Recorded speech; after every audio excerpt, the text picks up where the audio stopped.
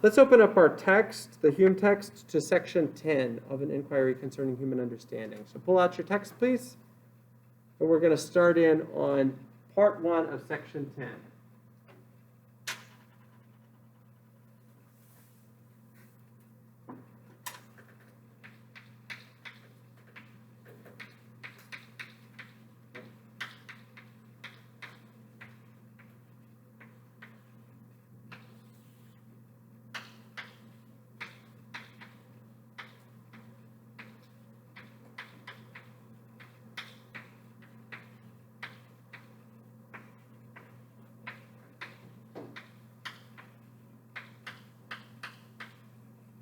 This is the famous argument from probability. Okay, now David Hume never comes out and says that he is an atheist. Okay, but he implies it a large number of times, and the interpretation of Hume as an atheist is especially based on this section of the inquiry, section 10. Because if you remember back to his discussion of cause and effect relationships, Hume asserts earlier in the inquiry that we should base our opinions on the balance of probability. So wherever a particular matter of fact has occurred a whole bunch of times, we can assume, based on the probability grounded in the mathematical number of times that matter of fact has occurred, that it will be this way in the future. Let me just illustrate the point. Okay, so if you imagine a probability scale, okay, and we'll say that this is a particular phenomenon that has occurred in a certain way. If a particular phenomenon has occurred 500 times in this way and 300 times in this other way, then Hume says, and again I'm drawing on section 6 and 7 especially, that in predicting future phenomena and in explaining the deliverances of your senses as you perceive current phenomena, you should base your opinion on the balance of probabilities. 500 and 300 is 800. 500 divided by 800 is 5/8. So you should be 5/8 confident that this phenomenon that you are looking at right now is happening this way and not this way. Okay, and will in the future going forward, when it occurs again, happen in this way and not that way. Let me choose an example that, of course, has a much greater balance of probabilities on its side. Okay, I've been around for about 39 years now. Okay, give or take. And that's about 14,000 sunrises. That's 14,000 instances of the sun rising in the east and 0 of the sun rising in the west. So the balance of probabilities is very strongly in favor of the sun rising in the east tomorrow as I think about predicting future phenomena. When it comes to those kinds of phenomena, Hume says, you should base your judgment about the future strictly on the probabilities and should not attempt to assume that the probabilities will be defied just on the basis of a whim. So while Hume does not think that the idea that the sun will rise in the east tomorrow is a certainty, still he does think that it's a highly probable thing. Probability grounded in numbers like 14,000 to 0. Okay, and similar such numbers. Okay, although I don't know for certain, again, that the sun will rise in the east tomorrow, still, I can say with 14,000 to 0 based probabilities, from past instances, that that's the likelihood that it will happen.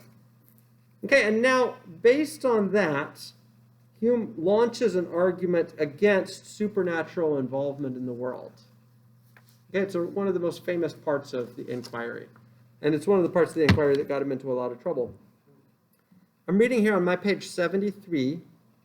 This is 1, 2, 3, 4 paragraphs into section 10 of the inquiry.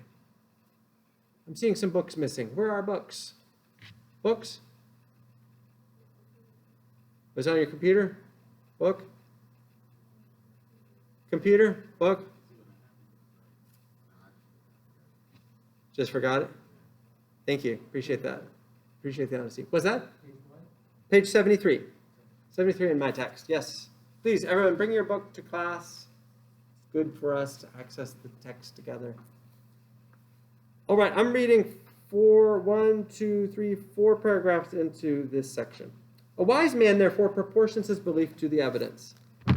In such conclusions as are founded on an infallible experience, he expects the event with the last degree of assurance and regards his past experience as a full proof of the future existence of that event. In other cases, he proceeds with more caution. He weighs the opposite experiments. He considers which side is supported by the greater number of experiments. To that side he inclines with doubt and hesitation. And when at last he fixes his judgment, the evidence exceeds not what we properly call probability. All probability then supposes an opposition of experiments and observations where the one side is found to overbalance the other and to produce a degree of evidence proportioned to the superiority. Okay, all that is to say that he says a wise man should go through life assuming that the probabilities that he has witnessed or observed in life will hold going forward. And if something has happened every time he's seen it in a particular way, that's basically close to a full proof that it's going to happen that way going forward. That's basically like a 14,000 to 0 probability-based calculus. All right, now, he goes on to apply this standard to the phenomenon of the miraculous. And certainly, of course, a miracle, the idea of a miracle, is a classic central sort of an instance of divine involvement in the world. Okay, that's an interactionist claim that is present in Christianity. It's present in other religious traditions.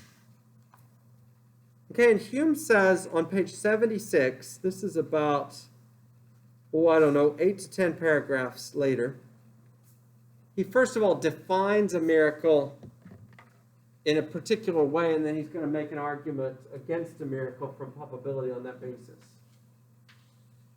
Okay, so a miracle, he says, is a violation of the laws of nature.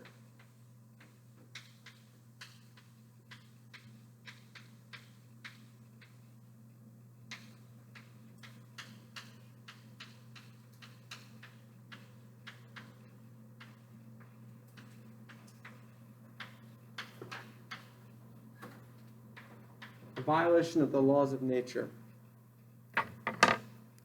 So on page 76, for instance, he writes, a miracle is a violation of the laws of nature, and as a firm and unalterable experience has established these laws, the proof against a miracle from the very nature of the fact is as entire as any argument from experience can possibly be imagined.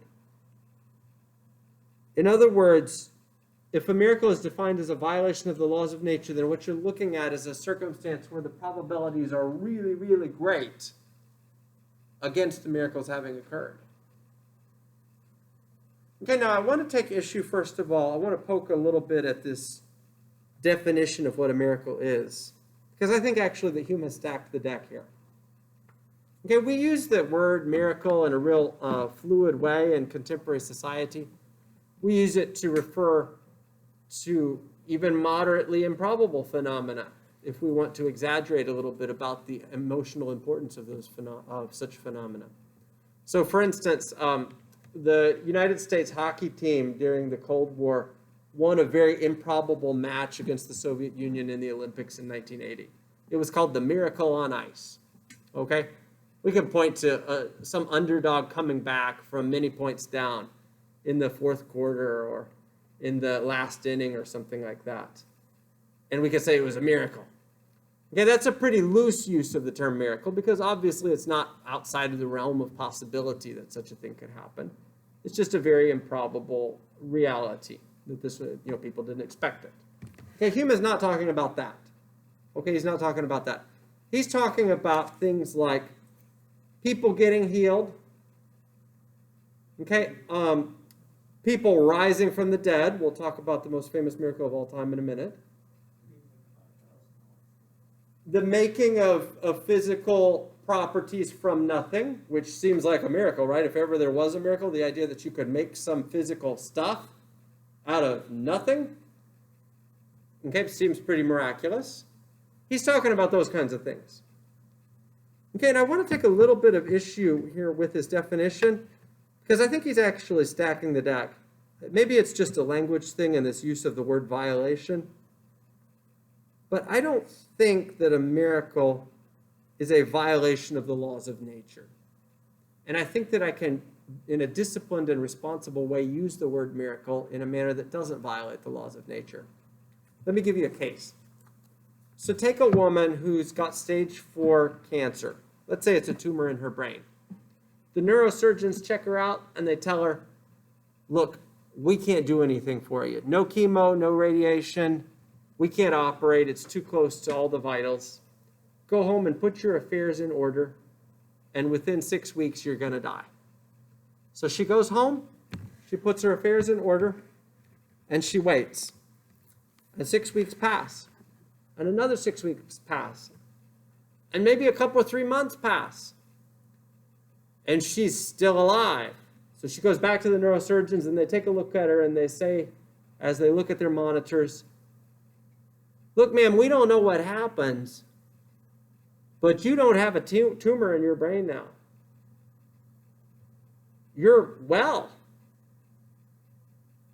Okay, now this doesn't happen very often, but there are some times when this sort of thing happens. Okay, it's very rare, very rare. My first thought when I hear of a story like that is, well, something was wrong with their tests when they first measured for a tumor. Okay, but there are actually well-documented cases where nothing was wrong with their tests. Okay, and like their tests were functioning adequately and the tumor is gone. I think that God can work through natural processes and use the human body to heal itself in phenomenal ways that are highly improbable. But that wouldn't be a violation of the laws of nature. No matter and motion laws have been suspended.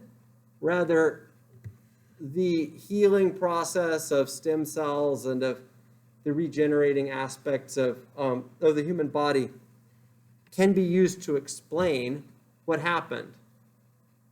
And also at the same time, we can say, I think accurately in some such circumstances, God healed her, right? Because it was really improbable that her body would heal that way. And so God maybe worked through natural processes rather than violating the laws of nature to heal her. So I actually take issue with Hume's definition here. I think a better definition of a miracle would be a miracle is a very improbable event. A miracle is a very improbable event. Okay, miracle as a violation of the laws of nature versus miracle as very improbable event. Yes, that's a violation of the laws of nature. Yeah, it's a stricter version, a stricter definition of what a miracle is. Jesus walking on the water is a violation of the laws of nature.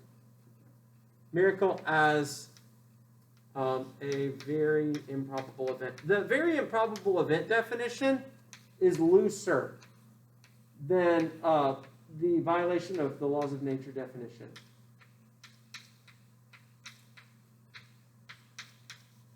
Because the very improbable events definition says, look, a miracle is just a really unlikely occurrence, but it doesn't require the laws of nature to be suspended.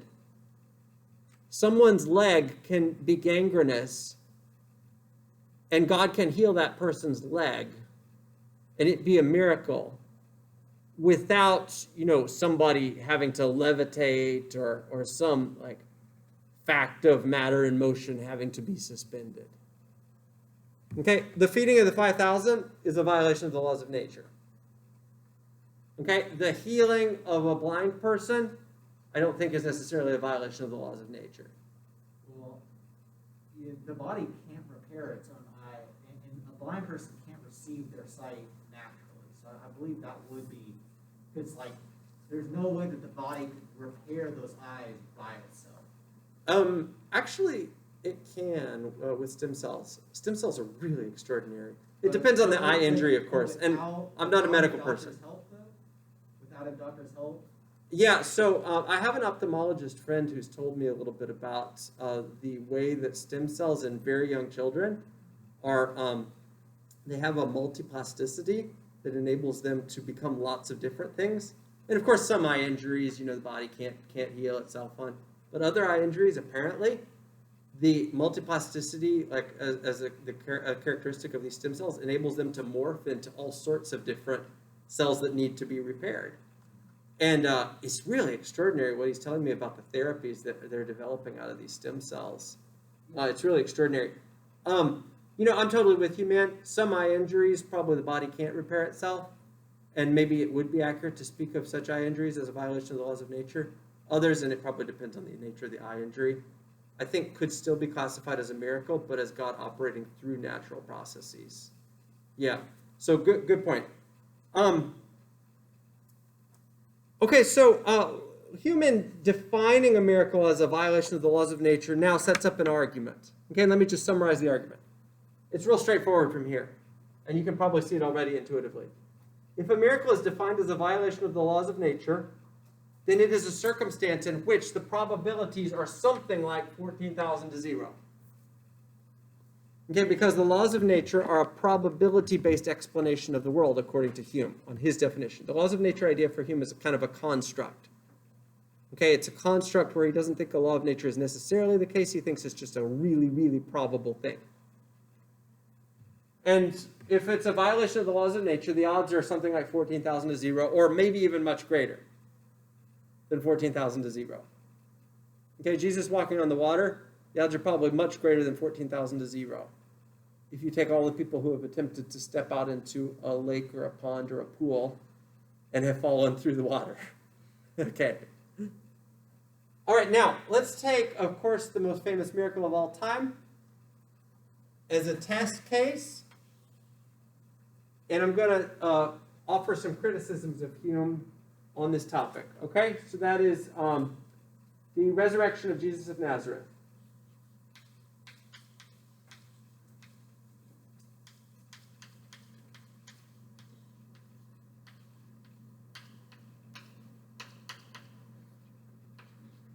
Okay, most famous miracle claim of all time. Okay, the odds there are much greater than 14,000 to 0. I think about 100 billion people have lived in history. Okay? And you know what? I'm just going to put 100 billion. I'm not going to try to write it all out. They've all died. 100 billion to 1. Actually, it's probably not 100 billion to 1 because Jesus raises the little girl and like Lazarus rises from the dead. So we'll say 100 billion to 3. Okay?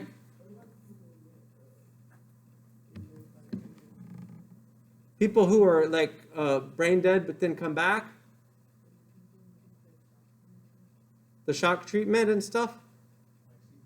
So are they actually dead? You mean like where they're actually dead and they get... Yeah, I know what you're talking about. So I'm not sure about the technology here. Can we actually, after somebody's heart has stopped and they have no brain function, can we actually use shock therapy and bring them back? Okay. Well, that's just, their brain is still working, it's just their heart isn't functioning. But I don't know if we can revive people. Again, I'm speaking out of ignorance here. We're all probably, do I have any biology people? We're all probably speaking. Let's just speak out of ignorance, all of us. I mean, isn't that what social media is? Okay. It's like a bunch of ignorant people all in a little echo chamber. Okay. So I think after somebody's brain dead, I don't think we can bring them back. I think.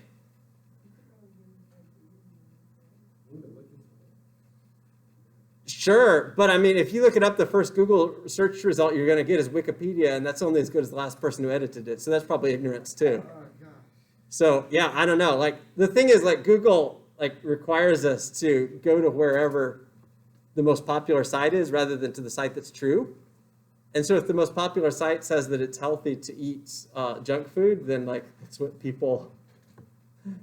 It's like Google doesn't select for truth. Google selects for popularity.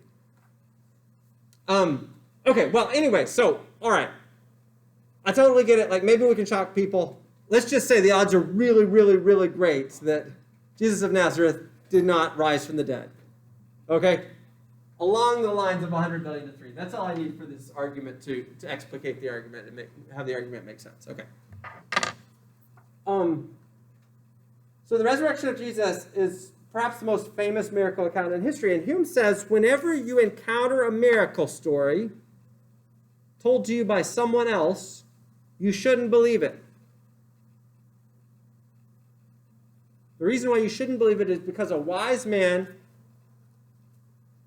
balances the probabilities in his mind, and weighing these probabilities sides with the side that has the greater weight of probabilities. And that side is almost always, in fact it is always, that the miracle didn't occur.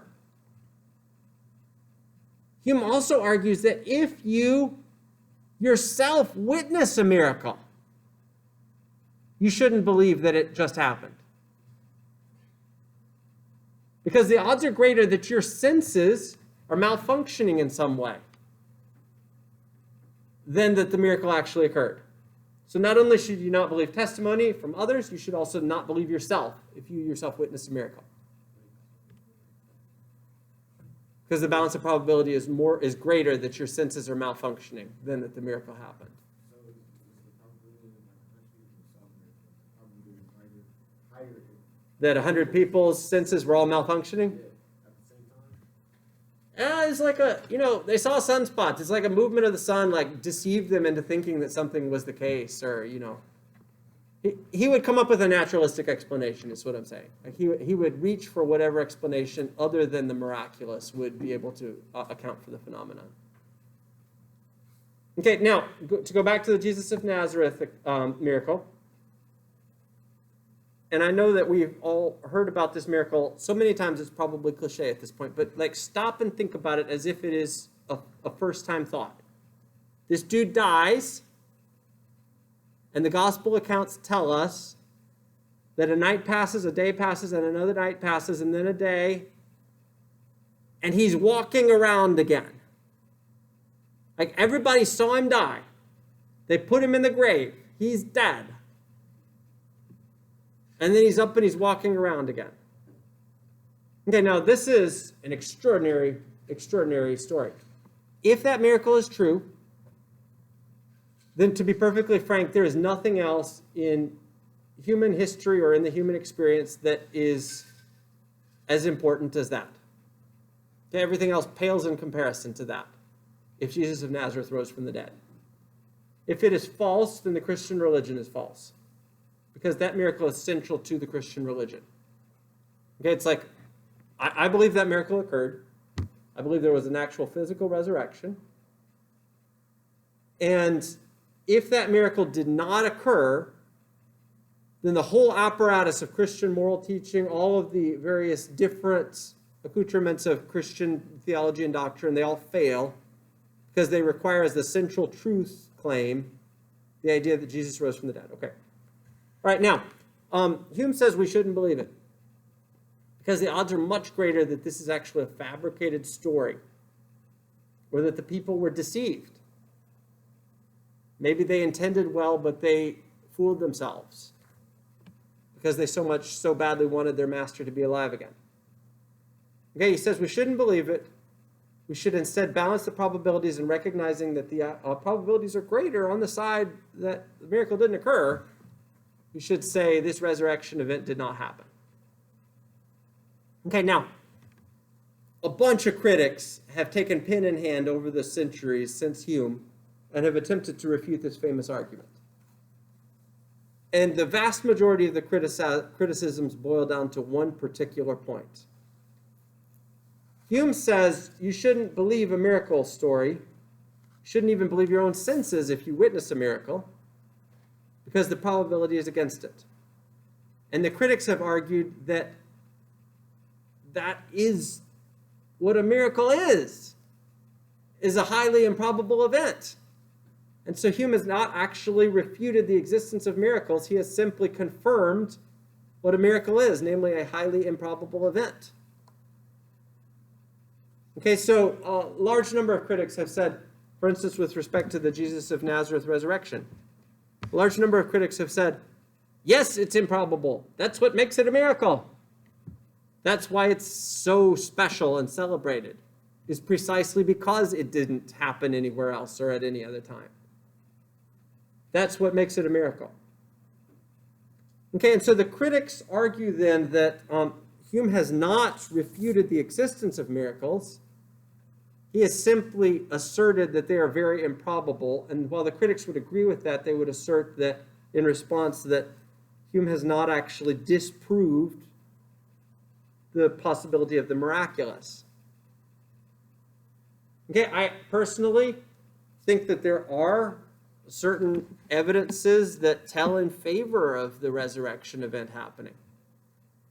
One thing that I think is pretty, not decisive, it's not a dispositive reason for believing in the resurrection, but I think it's, a reason to take it seriously and to think that, maybe this was actually something that occurred, is the fact that, according to the historical accounts, Jesus appeared to 500 people. That's a lot of people. And every one of the disciples, the 12 disciples, with the exception of Judas, like all of the other followers, they all went to their deaths and died, believing that the resurrection event occurred. They were hauled in front of magistrates, hauled in front of government officials, and told to recant, told to just deny that the resurrection event occurred. And we have no account of anybody recanting or denying that the resurrection occurred. They were all willing to die rather than to assert that it didn't happen for the sake of being able to live. Okay, now that's not decisive. They could have been deceived. They could have been sincerely deceived, sincere in their belief, but their belief could be false. But it is a reason, I think, to take it seriously. Partly because conspiracies are really hard to keep. Especially if it's in somebody's self-interest, not to keep the conspiratorial secret. Somebody cracks. And pretty soon everybody cracks. Conspiracies are really hard for humans to keep. So if they are all conspiring together, why does nobody ever crack? Okay, and there are other kinds of considerations that can also be thought about. For instance, the fact that women were the first in the historical accounts to see him. This actually makes it more probable, I think, that this event actually occurred, the resurrection event. Because women were seen as, at that time in that culture, as unreliable witnesses.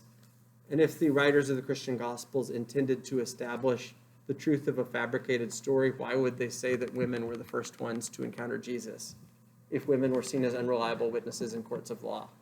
Well, it doesn't make sense. They would say that somebody more reliable was the first to encounter Jesus if they were trying to fabricate the story. The fact that they say that women were the first to see him, Mary Magdalene and Salome and some others, suggests to me that this is actually something they're trying to relate to us truthfully. Okay, but apart from that, those are some reasons why I happen to believe the resurrection is true. There are other reasons as well. But apart from that, the point is, in response to Hume, that the critics have asserted that Hume is not actually demonstrating that miracles don't occur. He's simply, at most, able to demonstrate that they're very improbable, which is something that the critics agree with anyway. Okay, that's a mouthful. Let me stop and ask if there are comments or questions. Reflections.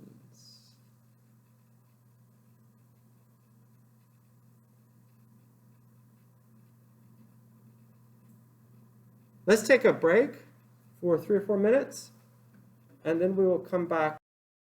I found it on the internet, so it has to be true. Let's go to part 2 of the inquiry. Dude, if the majority of humans take that view, and we may be heading towards a world where the majority of humans do take that view, that's really scary. That's really frightening. I say it as a joke, but some people are have that full 100%. Yeah. Oh, I know. Yeah. And people will tell me stuff now, and I'll be like, what? And they'll say, well, It was on the internet. It wouldn't be there if it weren't true. I have actually heard that before in seriousness. And yeah, you think to yourself, this is why we have education. This is a justification for my job as a teacher. All right, let's look at part 2 of the inquiry. Okay, and in part 2, Hume offers 4 arguments against miracles. Okay, the formal argument is the argument for probability. These are informal arguments. 4 informal arguments against miracles. Okay, so we'll just title this point the 4 arguments.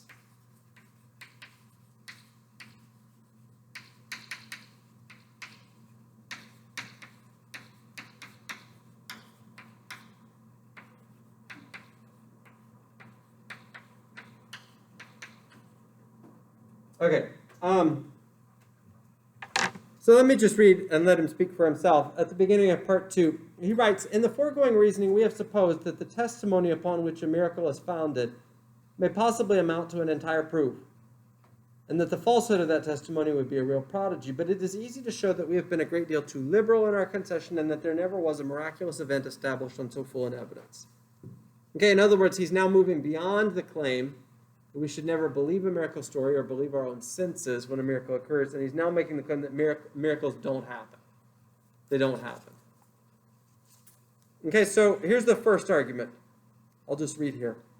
"First, there is not to be found in all history any miracle attested by a sufficient number of men, such unquestioned good sense, education, and learning as to secure us against all delusion in themselves, such undoubted integrity as to place them beyond all suspicion of any design to deceive others, of such credit and reputation in the eyes of mankind as to have a great deal to lose in case of their being detected in any falsehood." Okay, so in other words, inadequate witnesses for all miracles, he's saying. He's asserting, as a general point throughout all history, he's saying inadequate witnesses for all miracles. And by inadequate, he means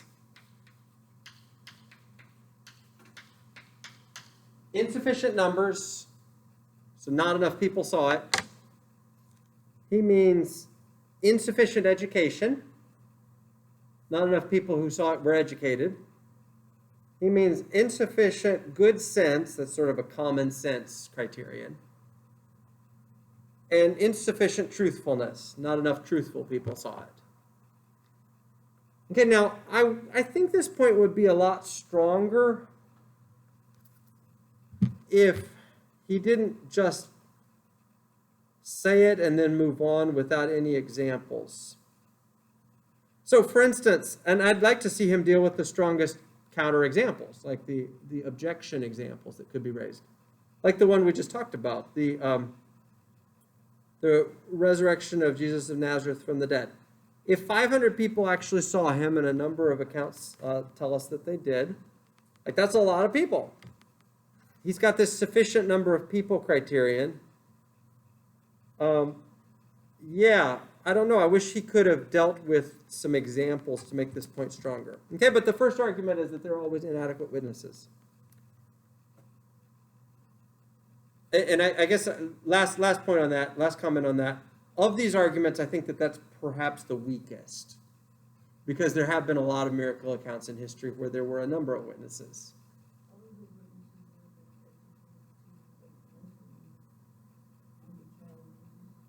Right.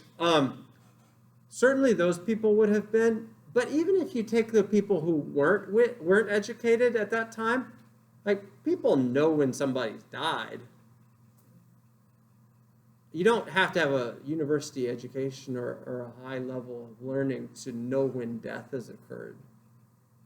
But it's not just the Jesus of Nazareth resurrection miracle. There have been lots of miracles in history that I wish that Hume had dealt with in this first point, where a large number of people, some of them of good sense, of reputation for integrity, of education, witnessed the miracle and claimed that it happened. Okay, let's move on. The second, and I think a much more powerful argument that he makes, is that human beings have a tendency to exaggerate. Okay, he says, second, we may observe in human nature a principle which if strictly examined will be found to diminish extremely the assurance which we might from human testimony have in any kind of prodigy. Okay, let me skip down to the next paragraph. He says, with what greediness are the miraculous accounts of travelers received, their descriptions of sea and land monsters, their relations of wonderful adventures, strange men, and uncouth manners. Okay, I think this is a great point for him to make. And the point is that humans exaggerate. Humans like grandiose stories. And this leads them to exaggerate otherwise natural phenomena until these phenomena become miraculous events.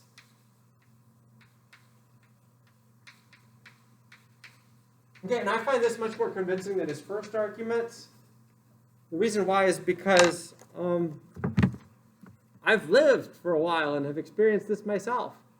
I feel in myself the enjoyment of grandiose stories or out of the ordinary things. We love to tell these kinds of stories to each other. Our ordinary lives are so boring. Right? Most of us, if we're perfectly honest with ourselves, we live very conventional, boring lives. And if something out of the ordinary happens, some extraordinary event, we love to tell the story about it. And we love to hear other people tell us the story about it because it spices life up, makes life interesting. So the near-miss car accident gets told 1, 2, 3, 4, 5 times, and by the end, it was a horrible wreck that, could have easily claimed the lives of everyone there because the story gets exaggerated. Okay, I guess I'd say in response, so as a proponent of supernaturalism, I guess I'd say in response to this argument, I think that this is a great cautionary reason to be skeptical of miracle accounts. Okay, I think that that's what Hume has offered us here. I don't think he has disproved the existence of miracles in saying that humans have a tendency to exaggerate. I think that he has given us great reason to be skeptical about most miracle accounts. Okay, and for that reason, I think a healthy skepticism is a good thing to have when you are told by someone else that a supernatural occurrence occurred. I think a healthy skepticism is a good thing to, just as a matter of principle, to have because of the human tendency. Okay, but of course that doesn't preclude the existence of miracles as such. Okay, the third argument, he says it forms a strong presumption against all supernatural and miraculous relations that they are observed chiefly to abound among ignorant and barbarous nations. Or if a civilized people has ever given admission to any of them, that people will be found to have received them from ignorant and barbarous ancestors. Okay, this is the famous colonialist argument. Okay, and this is an argument that it rubs a lot of contemporary people the wrong way. He lived in the 18th century. Hume's dates were 1711 to 1776. And in the 18th century, as Europeans spread out around the world, they encountered lots of other people groups, and they quickly realized we are technologically superior to these other people groups. And they concluded on this basis, we must be superior. Okay, our own people group must be superior. And this led them to all sorts of terrible kinds of practices. Okay, including, of course, the worst such practice, slavery. But the colonialist argument at its bottom says that miracles happen among ignorant and barbarous peoples. In other words, the non-Europeans is the assumption here behind this argument. And these ignorant and barbarous peoples, being ignorant and barbarous, are less reliable as witnesses to the miracles happening. Okay, so this is a reason not to believe whatever story you hear being told from such quarters or from such sources. Okay, I guess my response to this one is probably the same as my response to the second argument. I think that this is an interesting point. It does rub me the wrong way to think that just because somebody is not like you, Hume, or like us in this room, highly educated, that person is not capable of seeing a miracle when it happens, not capable of understanding a miracle when it happens. Or, this xenophobic colonialist overtones in the argument. That does rub me the wrong way. But I think this third argument is a good cautionary principle to keep in mind, and another reason to have a healthy skepticism about miracle stories.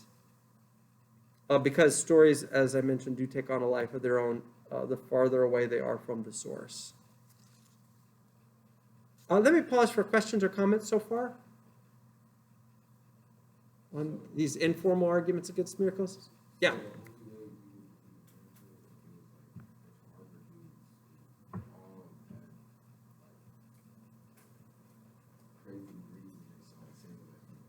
Yeah, so I don't think he would, actually. I don't think he'd believe a miracle then. I think he'd say that what's probably going on is their sensory faculties are malfunctioning. Yeah, so they just misperceived what was going on. He's adding the informal arguments for people who remain unconvinced by the formal probability-based argument. But the thing is, there have been miracle accounts in history where a bunch of educated people saw it happening and said, this is a miracle. So, yeah, again, I wish he had dealt with some more robust examples and hadn't set these arguments up as straw men. But I don't know. It's come down to us now a couple centuries later. We're actually nearly 300 years removed from this famous text. It's come down to us several centuries later. And the examples that he uses all happen to be straw men style examples, not the most powerful counterexamples he could have dealt with. Okay, I've got a lot to say about the fourth argument, but let me stop here since we're out of time. Okay, thank you for your attention today, and please watch the video from this coming Thursday, and I'll be dealing with the fourth argument and talking about some other aspects of Hume. We're running a little bit ahead on the syllabus because of the presentation situation. I hope everybody got my email, yes?